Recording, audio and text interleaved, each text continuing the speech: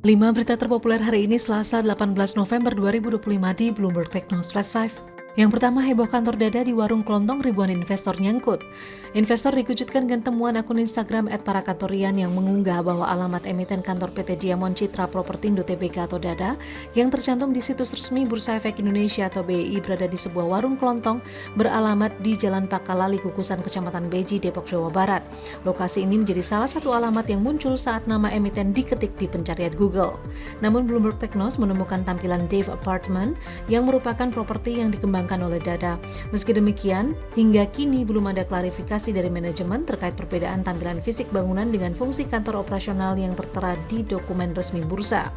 Saham Dada menjadi perhatian setelah kabar investor global The Vanguard Group dari Amerika Serikat tertarik menanamkan modal di Dada.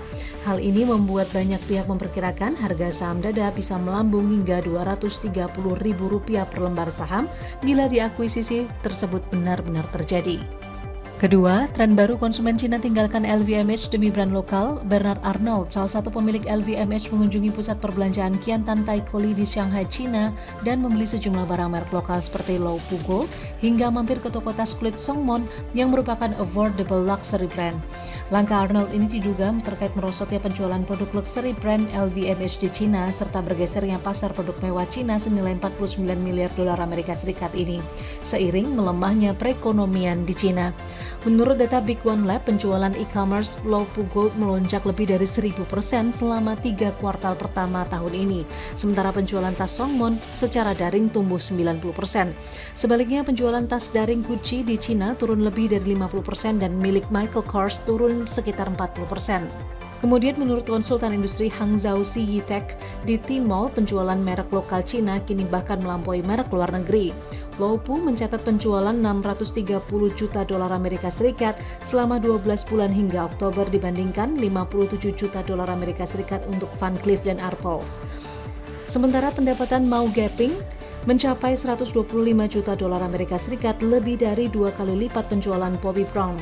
Sedangkan penjualan luxury brand seperti LVMH menyusut hingga 20% tahun lalu, menjadi penurunan terdalam sejak 2011. Ketiga, mantan bos Garuda didaulat jadi pejabat Danantara. Mantan Direktur Utama PT Garuda Indonesia Tbk atau Gia Wamil dan Sani Panjaitan dikabarkan masuk ke jajaran pengurus BPI Danantara. Hal tersebut terungkap dari unggahan media sosial PT Pelayaran Nasional atau Pelni @pelni162 yang menyebut Wamil dan Sani sebagai Senior Director Transportation Danantara Asset Management.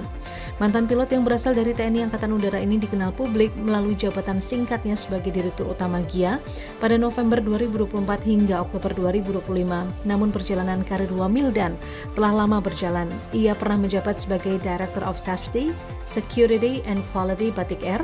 Bahkan sebelum diangkat sebagai Direktur Gia, Wamildan pernah menjabat sebagai pelaksana tugas Direktur Utama Lion Air sejak 2022. Ia yang lulusan SMA Taruna Nusantara 1998 ini merupakan kelahiran Wamena yang tumbuh besar di Jayapura. Kemudian ia melanjutkan studi di Akademi Angkatan Udara, lulus pada tahun 2003.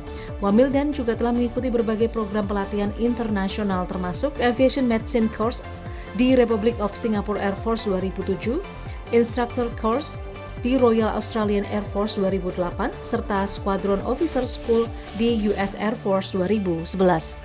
Keempat, terancam rugi 14,2 miliar dolar Amerika Serikat Jepang geram atas travel warning Cina. Pemerintah Jepang geram atas pernyataan Cina yang melarang warganya untuk ke Jepang dan menyatakan adanya resiko keamanan bagi pelajarnya di Cina.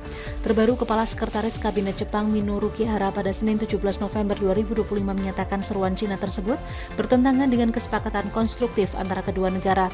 Hal ini diungkapkan Kihara setelah Jepang mengirim diplomat senior ke Cina guna meredakan ketegangan setelah ucapan Perdana Menteri Jepang Sanae Takaichi terkait Taiwan pekan lalu. Takahide Kyuchi, ekonom eksekutif Nomura Research Institute, memprediksi peringatan perjalanan Cina akan merugikan Jepang sebesar 2,2 triliun yen atau sekitar 14,2 miliar dolar Amerika Serikat, menurunkan produk domestik bruto atau PDB negara tersebut sebesar 0,36%. Dampaknya akan semakin membebani ekonomi Jepang yang mengalami kontraksi pertama dalam 6 kuartal musim panas. Menurut Japan National Tourism Organization, hingga September sekitar 7,5 juta wisatawan tiba di Jepang dari Cina tahun ini. Laporan terpisah dari Japan Tourism Agency menunjukkan setiap wisatawan Cina menghabiskan rata-rata 240.000 yen selama kunjungan mereka dalam 3 bulan hingga September. Kelima, Kemenq pastikan emas kena bea keluar 2026, aturan segera terbit. Kementerian Keuangan memastikan akan mengenakan tarif bea keluar atau BK komoditas emas yang akan diterapkan pada 2026 mendatang, sementara aturan akan diundangkan pada November 2025 dan telah masuk ke tahap finalisasi. Rencana ini diharapkan menjadi sumber tambahan penerimaan negara pada 2026, di mana pemerintah mematok target penerimaan negara hingga 3.153,6 triliun rupiah. Apalagi menurut data US Geological Survey atau USGS, saat ini Indonesia memiliki total cadangan emas nomor 4 di dunia, dengan perkiraan cadangan biji emas per 2023 mencapai 3.491 ton.